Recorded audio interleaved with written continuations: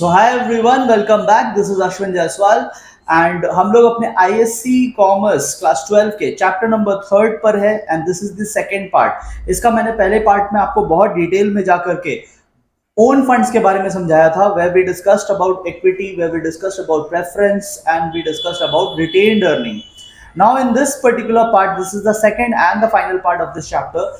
इस particular part में हम लोग बोरोड फंड्स के ऊपर डिस्कशन करेंगे। बोरोड फंड्स मतलब ऐसे फंड्स जिसके लिए आप किसी और पे डिपेंडेंट होते हैं। These are not your funds, you have to return it at some point of time. ठीक है, तो यहाँ पे जिससे हम लोग बोरो कर रहे हैं उसे ओनर वाला स्टेटस नहीं मिलेगा, उसे एक लायबिलिटी या क्रेडिटर वाला स्टेटस मिलेगा।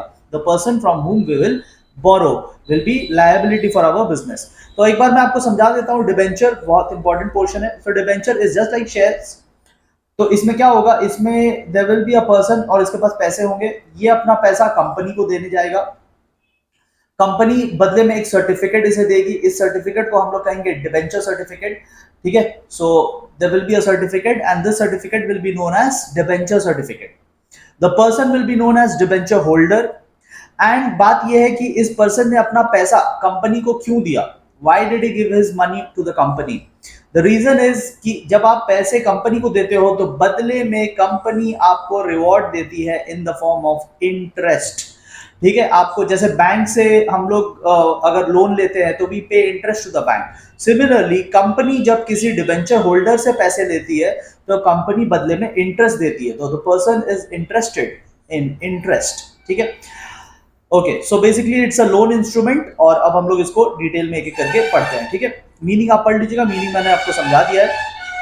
ठीक है, इंटरेस्ट जो होता है वो फिक्स रेट में और पीरियोडिकली मिलता है। तो generally it is 6 months. Every 6 months you get interest and the rate of interest is also fixed. वो आपका एग्रीमेंट में लिखा होगा। Mostly it is 8% in India. ठीक है, चलिए, तो ये एक बोरोड फंड है। Okay, feature number 1 borrowed fund है। इसमें सामने वाला ओनर नहीं बन जाता, सामने वाला लोन गिवर कहलाता है। इंटरेस्ट यहाँ पे फिक्स रेट पे मिलता है। ठीक है, और इंटरेस्ट आपको पे करना ही है इररिस्पेक्टिव आपको प्रॉफिट हो रहा है या नहीं। तो देखो शेयर्स वाले मामले में क्या था, शेयर्स वाले में इट वाज, देखो इक्विटी अगर है तो it was up to the directors, उन्हें देना है कि नहीं देना है। प्रेफरेंस अगर है तो आपको देना है, बट अगर आपको लॉस हो रहा है तो आप नहीं भी दे सकते हो। क्यूमुलेटिव प्रेफरेंस शेयर होगा तो अगले साल मिला करके दे देंगे।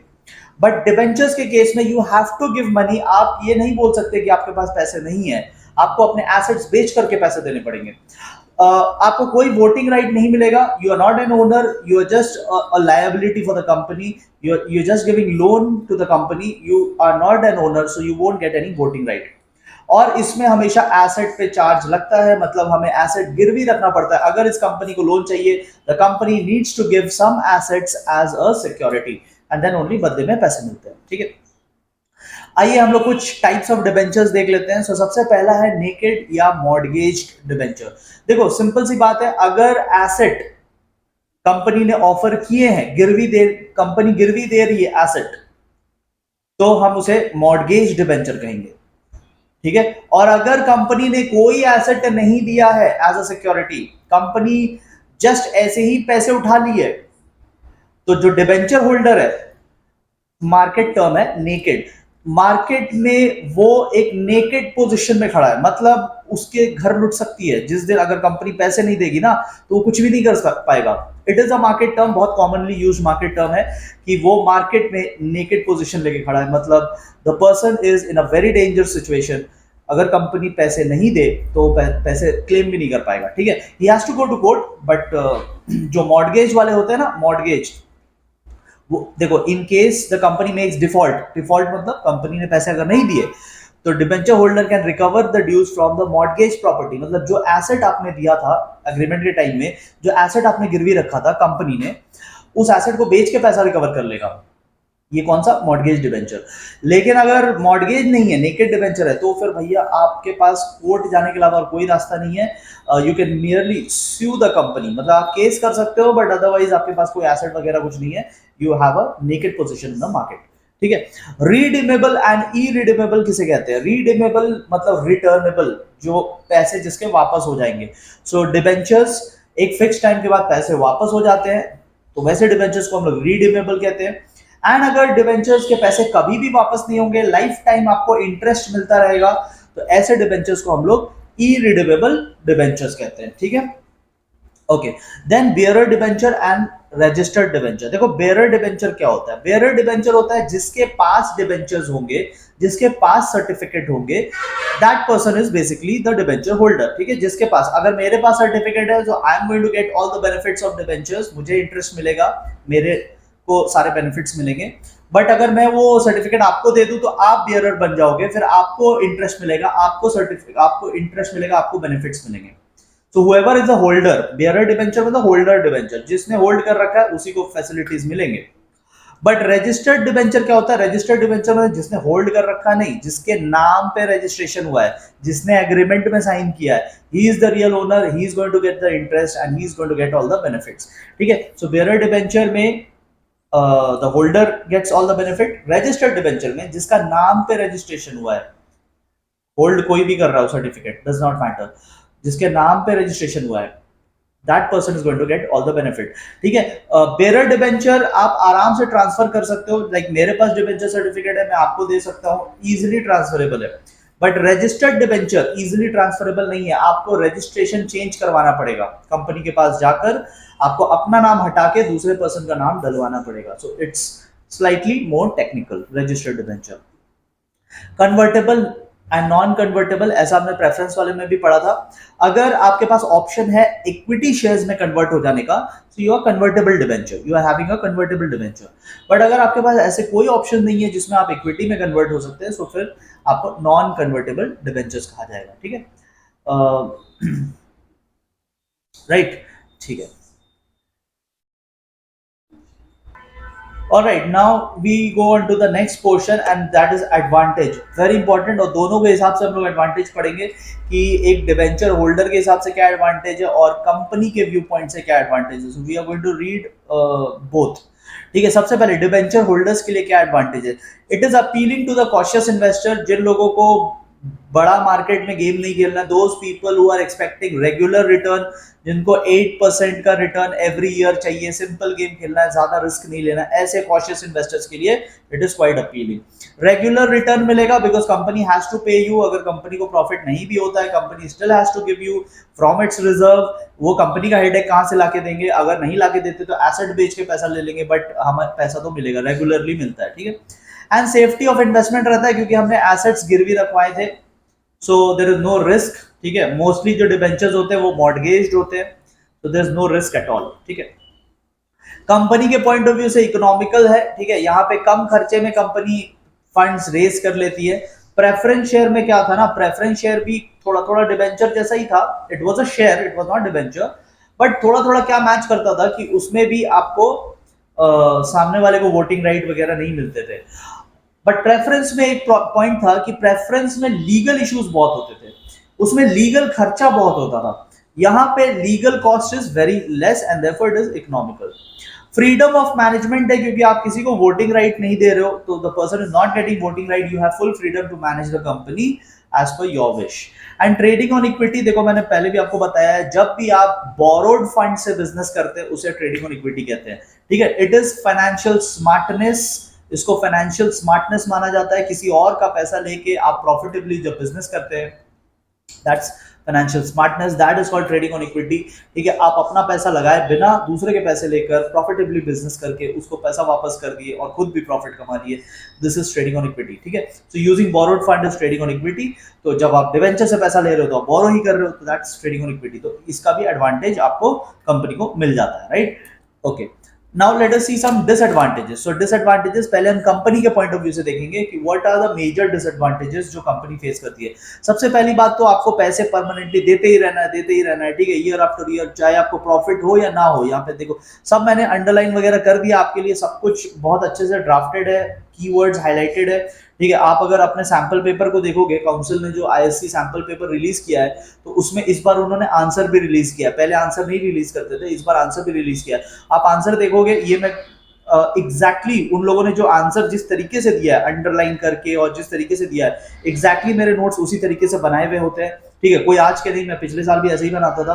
तो it is very much in line with your ISC, तो आपको बस ऐसे ही पढ़ना है, ठीक है। ये सारे नोट्स आपको मेरे ऐप से मिल जाएंगे, आप वहां से जाके एक्सेस कर सकते हो, ऐप डिटेल्स नीचे डिस्क्रिप्शन में गिवन है, ठीक है। Coming back to this, second point है रिडक्शन इन क्रेडिट स्टैंडिंग, मतलब आपकी लोन लेने की जो कैपेसिटी है, आपकी जो बोरोइंग कैपेसिटी है, वो डिफिकल्ट, वो कम हो जाती है, बिकॉज आपने ऑलरेडी बोरो कर लिया ना। डिबेंचर क्या है? डिबेंचर एक टाइप का बोरोइंग ही तो है। तो जब आपने ऑलरेडी एक जन से बोरो कर रखा है, अब आप बैंक जाओगे तो बैंक आपको एंटरटेन करेगा? नो, बिकॉज बैंक बोलेगा कि यार पहले से तुमने कर्ज ले रखा है, पहले से तुमने लोन ले रखा है, डिबेंचर ले रखा है, so I can not risk giving you more loans, because too much loans हो जाएगा तो पता चला किसी को वापस नहीं कर पाएंगे। तो इससे क्या होता है ना, कंपनी की क्रेडिट स्टैंडिंग गिर जाती है, ठीक है।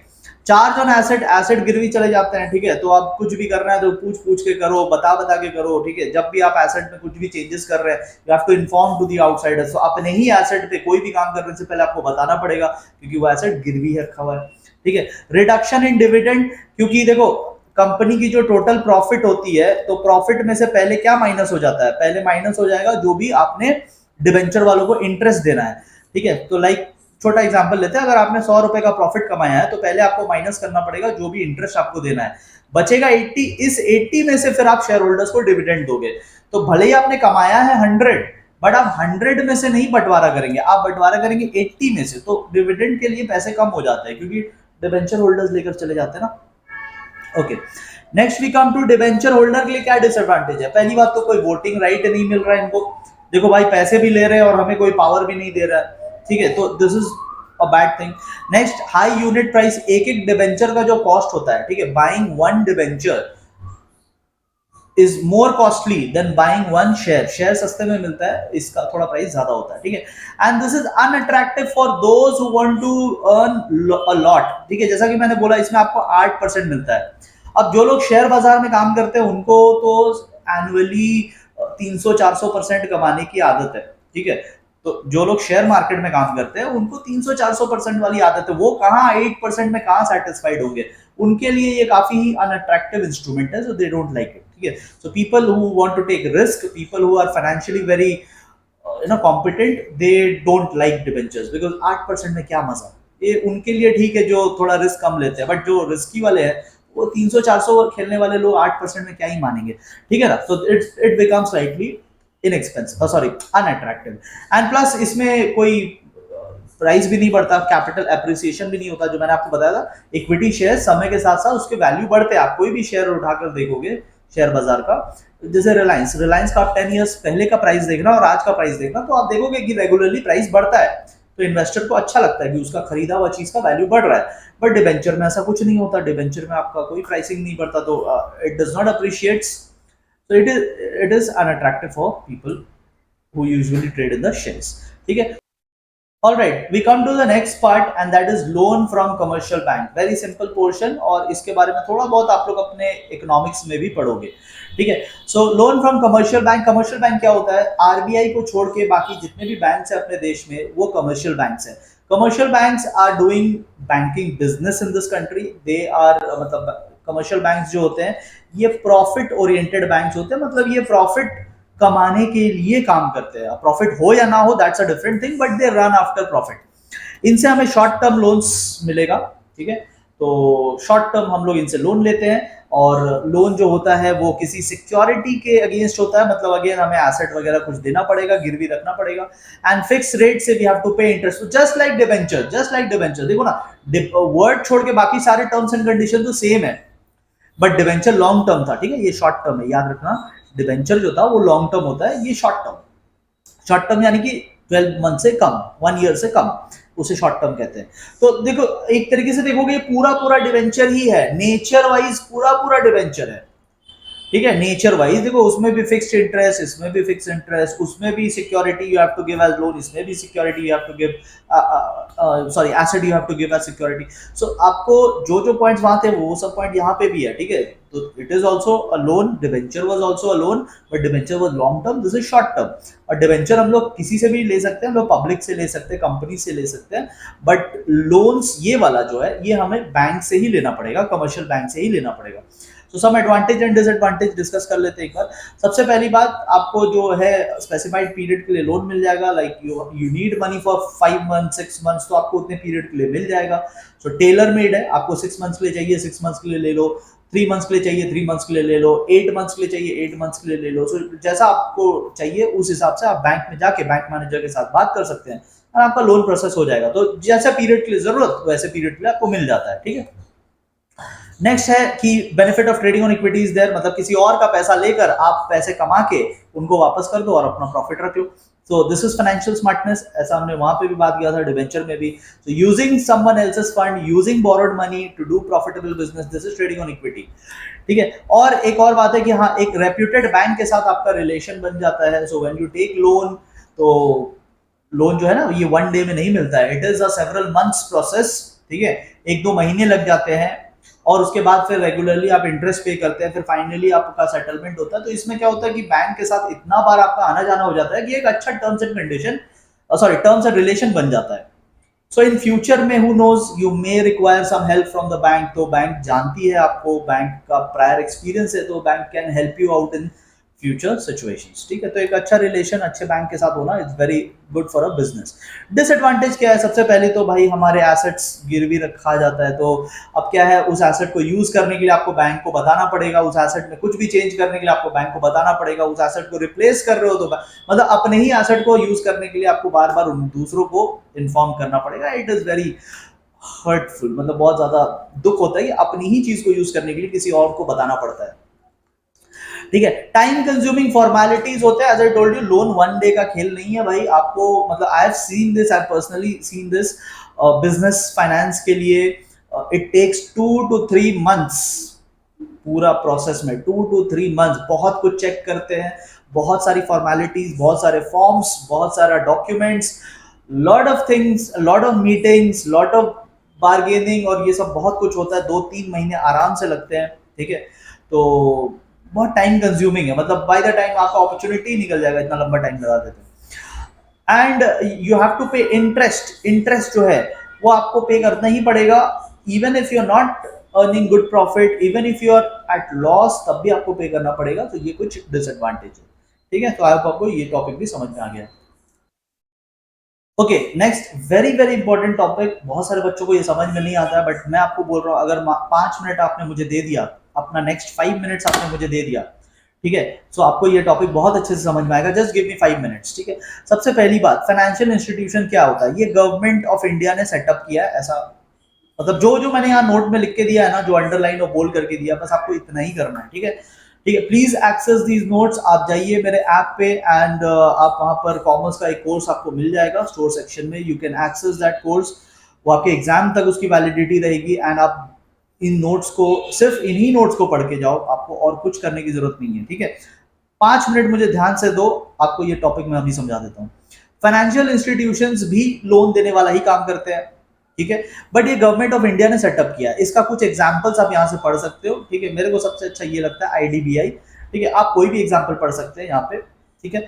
सो industrial development bank of India, IDBI, इसका वन ऑफ द एग्जांपल है, it is setup by the government of India, and ये लोन देने का काम करती है। तो भाई लोन तो बैंक्स भी दे रहे थे, देखो ये लोग का क्या है ना, ये लोग न्यू कमर्स को भी लोन दे देते हैं, ठीक है। They can give loans to new businesses also. Banks क्या होती है ना, बैंक्स न्यू बिजनेसेस को उतना लोन देना प्रेफर नहीं करते, क्योंकि बैंक्स को डर रहता है कि यार वापस करेगा कि नहीं करेगा, तो ऐसे तो सभी डरेंगे ना न्यू कमर को। देखो न्यू कमर पे ट्रस्ट करने से तो सभी डरते हैं, एनीबडी। आप जब 12th के बाद कॉलेज में जाएंगे, तो क्या आप ऐसे कॉलेज में जाएंगे जो अभी फर्स्ट ईयर ही क्रिएट हुआ है, मतलब जस्ट क्रिएट हुआ है वो कॉलेज, आप पहले स्टूडेंट है उस कॉलेज के, आप प्रेफर करेंगे? नहीं प्रेफर करेंगे। देखो यार ये बात होती है कि नए लोगों पे लोग ट्रस्ट नहीं करते, आप खुद ही नहीं करेंगे। आप ऐसे कॉलेज में जाना चाहेंगे जो काफी साल हो चुके हैं, काफी बच्चे पढ़ चुके हैं, काफी सीनियर्स होंगे वहां पे, तो आप वैसे कॉलेजेस को प्रेफर करेंगे। You won't prefer a college जो अभी अभी शुरू हो रहा है, ठीक है। सो एक रिस्क सबके मन में रहता है, बट फाइनेंशियल इंस्टीट्यूशंस गवर्नमेंट ने बनाया है, गवर्नमेंट ने बोला है कि भाई जो न्यू बिजनेसेस है उनका भी किसी को तो सोचना पड़ेगा ना, किसी को तो सोचना पड़ेगा, तो ये लोग सोचते हैं उनके बारे में, ठीक है, ये लोग उनको लोन देते हैं, ठीक है। दे डू थरो इन्वेस्टिगेशन, बहुत रिसर्च करते हैं आपके प्लानिंग, आप बिजनेस हो, आप अपना प्लान समझाओ इनको, शार्क टैंक इंडिया जैसा, ठीक है, आप अपना प्लान समझाओ, ये आपके प्लान को समझेंगे, स्टडी करेंगे, इनको लगेगा कि हाँ भाई आप तुम्हारे बिजनेस में दम तो है, ठीक है, आगे करोगे तो कमा लोगे, तो they will give you loan to you, ठीक है। आइए हम लोग एडवांटेज डिसएडवांटेज करते हैं और बेटर समझ में आएगा। तो let us do some advantages, ठीक है। एडवांटेज में ये है कि ये लोग अंडर राइटिंग फैसिलिटी भी देते हैं। अंडर राइटिंग फैसिलिटी का मतलब होता है शेयर्स बिकवाने में भी हेल्प करेंगे। तो आपका जो इक्विटी शेयर्स है, मार्केट में कोई तो खरीदने वाला होना चाहिए, प्रेफरेंस शेयर है, कोई तो खरीदने वाला होना चाहिए। तो आपको तो कोई जानता नहीं, आप तो न्यू कमर हो, तो न्यू कमर को कौन हेल्प करेगा? ऐसे लोग, आईडीबीआई जैसे लोग हेल्प करेंगे, ये आपके बदले जाएंगे मार्केट में। आईडीबीआई को तो लोग जानते हैं ना मार्केट में, आपको नहीं जानते, आप न्यू कमर हो, बट आईडीबीआई थोड़ी न्यू कमर है, ये आईएफसीआई, ये लोग थोड़ी न्यू कमर्स है, they are giants of the market, इनको सब पता है, ठीक है। So they will help you, they will do underwriting for you. New companies जिनको लोन पाने में दिक्कत होती है, ऐसे न्यू कंपनीज को ये लोग लोन दे देते हैं, तो good for new company, startups के लिए बहुत अच्छी बात है, ठीक है।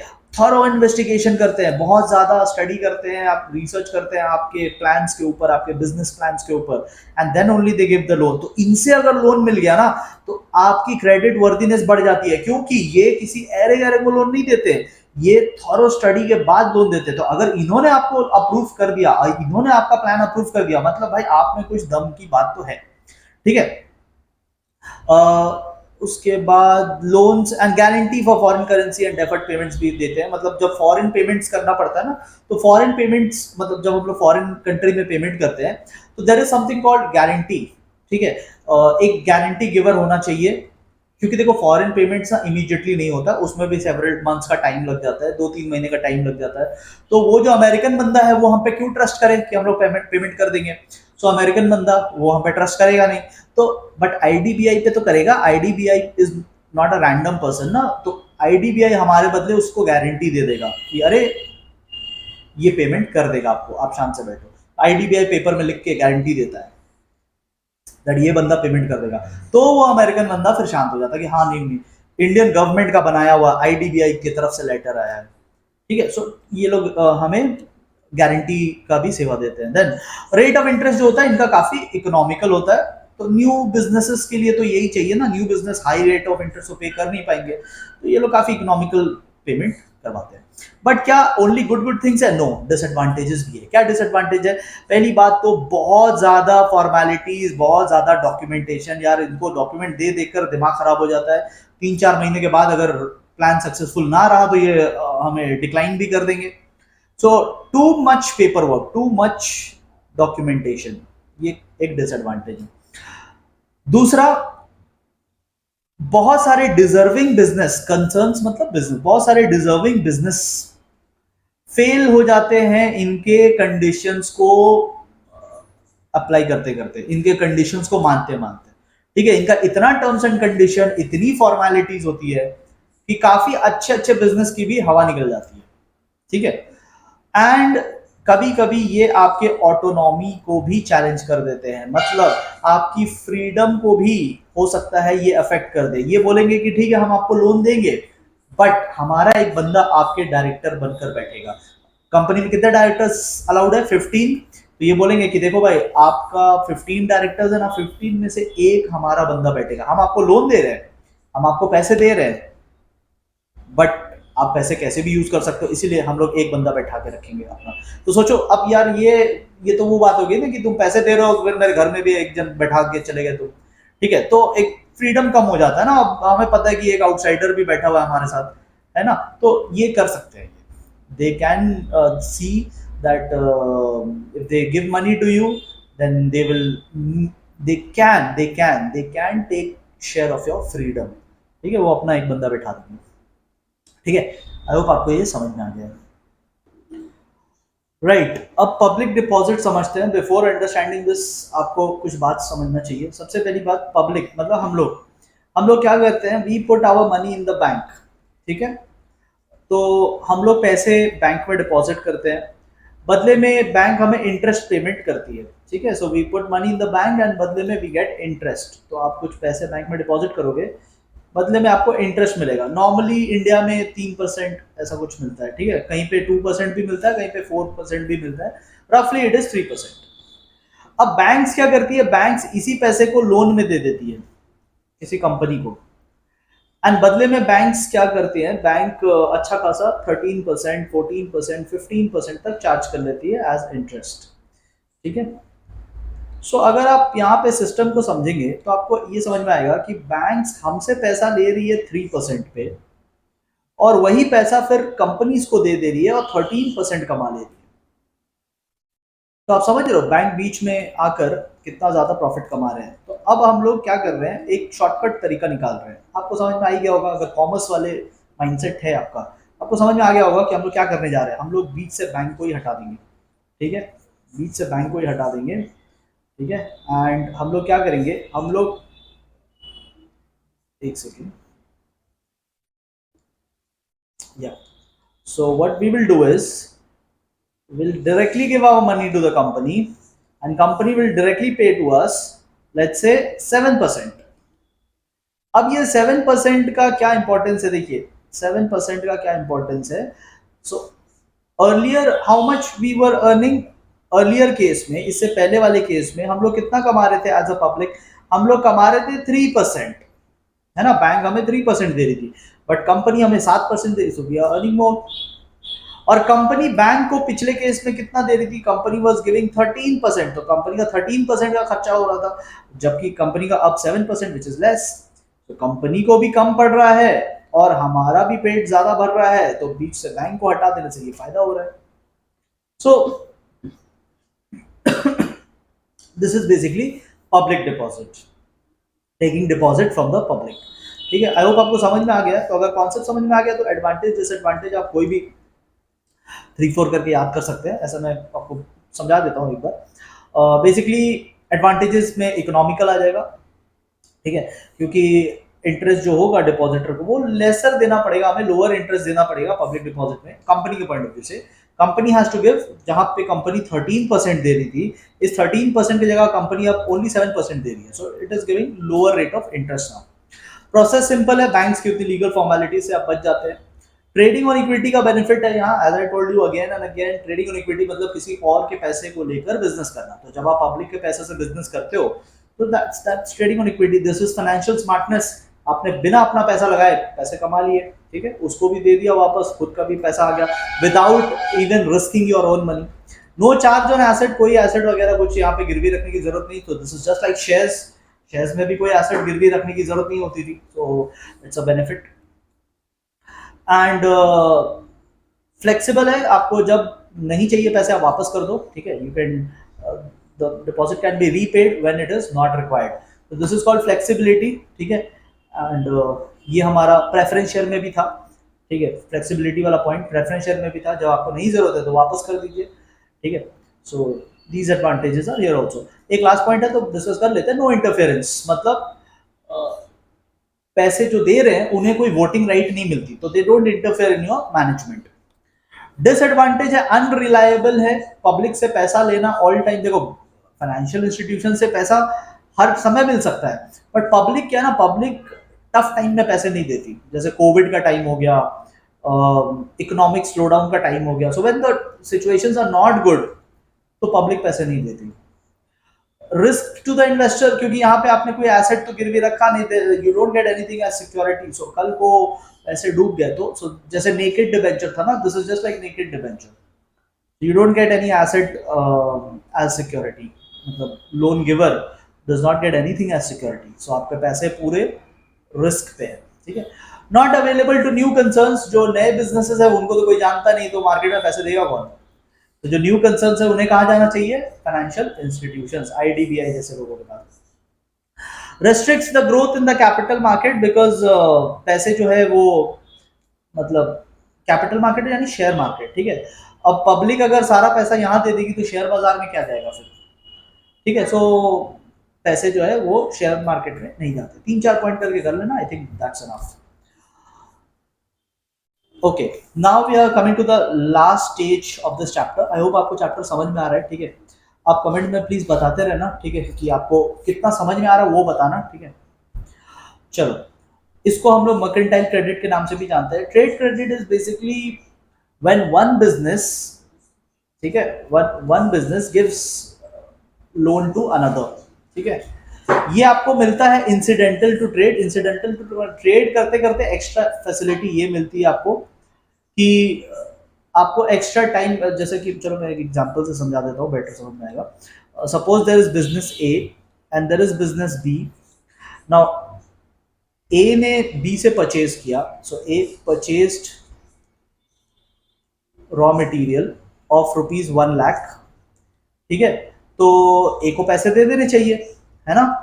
ए को क्या करना चाहिए, ए को पैसा दे देना चाहिए, बट ए पैसा नहीं देता है। ए पैसा नहीं देता है। ए उल्टा बोलता है कि मैं 3 मंथ्स के बाद दूंगा।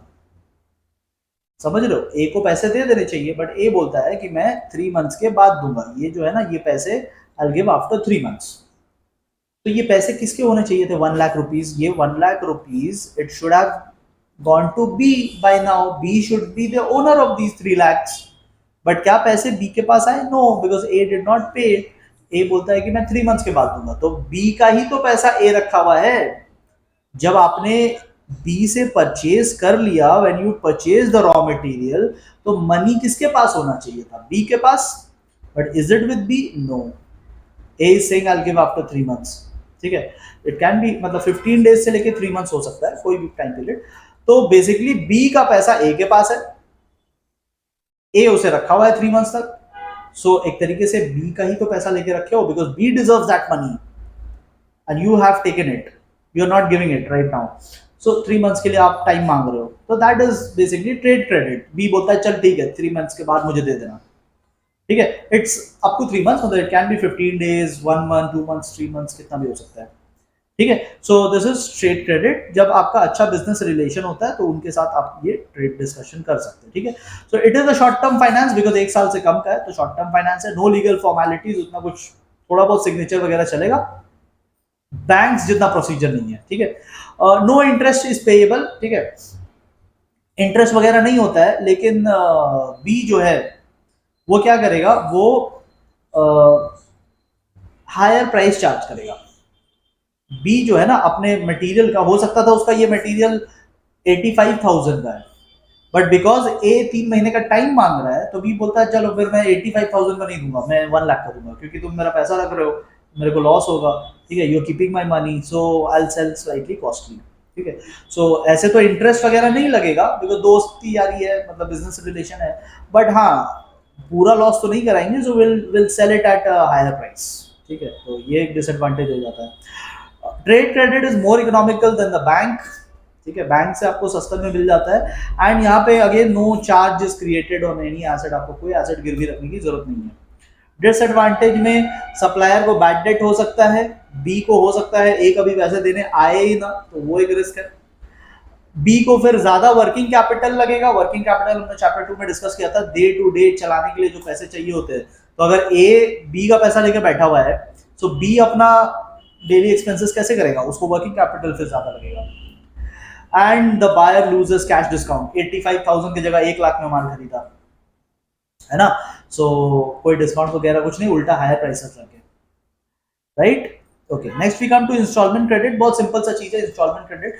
बिजनेसेस में बहुत बड़े बड़े मशीन्स लगते हैं, आपके इंडस्ट्री में, फैक्ट्री में बहुत बड़े बड़े मशीन्स लगते हैं, और ये मशीन्स की पेमेंट जो होती है वो करोड़ों में होती है। These machines cost 10 crore, 12 crore, 25 crore, और इतना करोड़ करोड़ रुपया ना, इवन बड़े बड़े जो बिजनेसमैन है वो भी एक बार में पेमेंट नहीं करते हैं, ठीक है।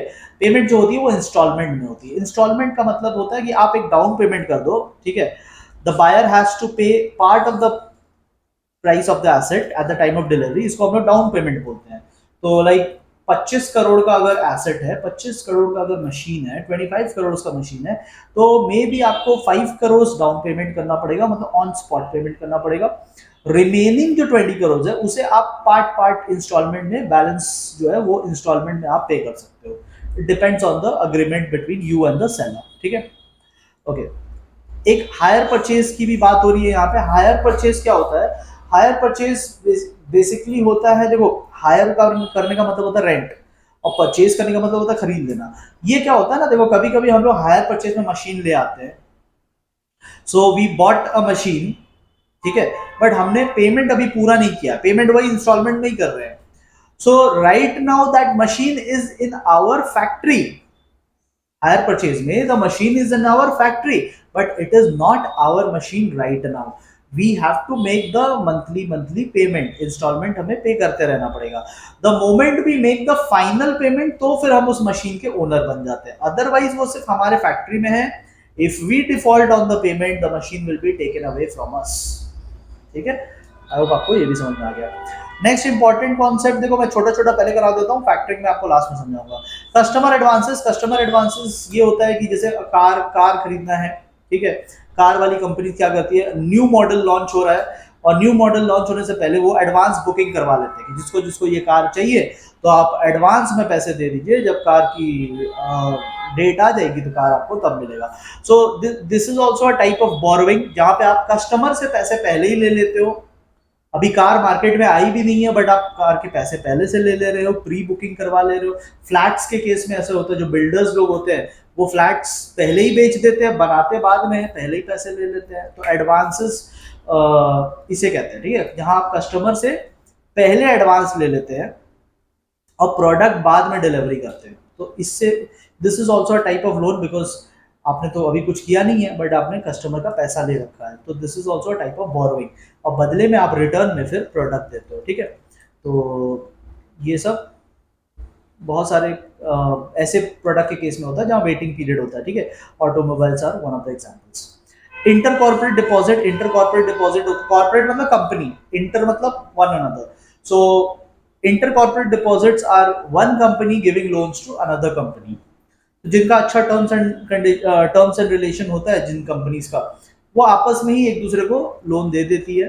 ठीक है, इससे वो बैंक जाने की फॉर्मेलिटीज से बच जाते हैं, उनका बिजनेस टाई अप और अच्छा हो जाता है, बिजनेस रिलेशंस और अच्छे हो जाते हैं and they save lot of interest. Bank जाएंगे तो इंटरेस्ट बहुत ज्यादा देना पड़ेगा, तो यहाँ पे उतना वो सब कुछ नहीं होता, प्लस उतनी लीगल फॉर्मेलिटीज नहीं होती है and you know the other company well, so trust issue भी उतना नहीं होता है. You don't have to mortgage any asset, तो all those are inter corporate deposit. Last stage पे आते हैं फैक्टरिंग. फैक्टरिंग में आपको एग्जांपल से समझा देता हूँ, फिर आप पढ़ लेना एक बार. फैक्टरिंग में क्या होता है कि there is a company and company के बैलेंस शीट में डेटर्स है. ठीक है, डेटर्स या फिर रिसीवेबल्स, बिल्स रिसीवेबल्स वो सब है. चलो बीआर लिख देते हैं, बिल्स रिसीवेबल. सो कंपनी के बैलेंस शीट में डेटर्स एंड बिल्स रिसीवेबल है 1 लाख के. बट डेटर्स क्या इमीडिएटली पैसे देते हैं? The answer is no. Debtors आपको पैसे देंगे 3 मंथ्स के बाद. बिल्स रिसीवेबल क्या इमीडिएटली पैसे आएगा? नो, उसके पैसे 3 मंथ्स के बाद आएंगे. तो although we have in our assets rupees 1 lakh, but ये पैसे हमें 3 मंथ्स के बाद मिलने वाले हैं. द प्रॉब्लम इज 3 मंथ्स के बाद मिलने वाले हैं, बट कंपनी को पैसे आज चाहिए. So what will the company do? Company will go to a bank. ठीक है, company will go to a bank and company अपनी ये जो रिसीवेबल्स है ना, डेटर्स एंड बीआर, इसको सेल कर देगी. Company will go to a bank and company बोलेगी कि भाई आप हमें 1 लाख दे दो, बिकॉज मेरा जो 1 लाख है वो 3 मंथ्स के बाद आएगा. मेरा जो 1 लाख है वो 3 मंथ्स के बाद आएगा, सो प्लीज बैंक आप हमें 1 लाख दे दो. बैंक बोलती है कि ठीक है चलो पैसे दिए, बैंक का तो काम ही है पैसा देना. बट बैंक बोलती है कि बदले में क्या दोगे? तो कंपनी बोलती है कि आप हमारा ये डेटर आप रख लो. ठीक है, जब डेटर आएगा ना पैसे देने वो आपको देगा, तो आप रख लीजिए, ये एसेट हमें नहीं चाहिए, ये 3 मंथ्स के बाद आएंगे, 3 मंथ्स के बाद डायरेक्टली आपको पैसे दे देंगे.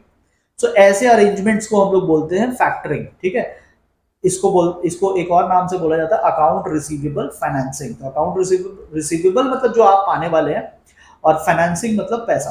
तो पैसा आप ले लेते हो बैंक से in return of receivable. So you get money from the bank, आपको मनी बैंक से मिल जाएगा, बट बदले में आपको अपना जो रिसीवेबल था वो दे देना होगा बैंक को.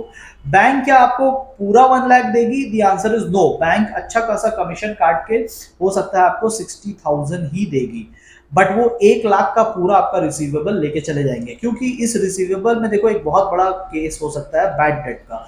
हो सकता है डेटर पैसे देने आए ही ना, आपका तो हेडेक खत्म हो गया ना, आपने तो बैंक को दे दिया, अब बैंक का हेडेक है, तो बैंक हो सकता है बैंक को तो रिस्क लगेगा ना. 1 लाख का बैंक क्यों रिस्क लेगा? तो बैंक आपको बोलेगा नहीं भाई हम 1 लाख तो आपको नहीं देंगे, हम आपको 60,000 देंगे, बिकॉज आप जो हमें 1 लाख की रिसीवेबल्स दे रहे हो इन रिटर्न, ये रिटर्न में मिल रहा है ना बैंक को. तो बैंक बोले कि हमें जो रिटर्न में मिल रहा है वो 1 लाख दिखने में तो है, बट हो सकता है 1 लाख ना मिले, हो सकता है कोई डेटर आपका पैसा दे ही ना. So we are taking that risk, and because of that we are not going to give you full 1 lakh, we are going to give you only 60,000. So इस अरेंजमेंट को बोलते हैं factoring, where we take money and in return we give our receivables to the bank. This is factoring. ठीक है. So with this the chapter is over. I hope आपको chapter समझ में आया है. ठीक है. इसकी टेंशन मत लो कि चैप्टर्स कब आएंगे, नेक्स्ट कब आएंगे. आप इसकी टेंशन लो कि आपको समझ में आ रहा है कि नहीं. ठीक है. सो आई होप आपको समझ में आ रहा है. अगर कोई डाउट है चैप्टर से रिलेटेड तो आप प्लीज़ मेरे को बताना. Notes do access it from the app, आप वहाँ से पा सकते हैं. ठीक है. ऐप में और भी कंटेंट अभी आने वाले हैं, आ रहे हैं, बट टिल देन जितना आ चुका है आप उसको कवर कीजिए.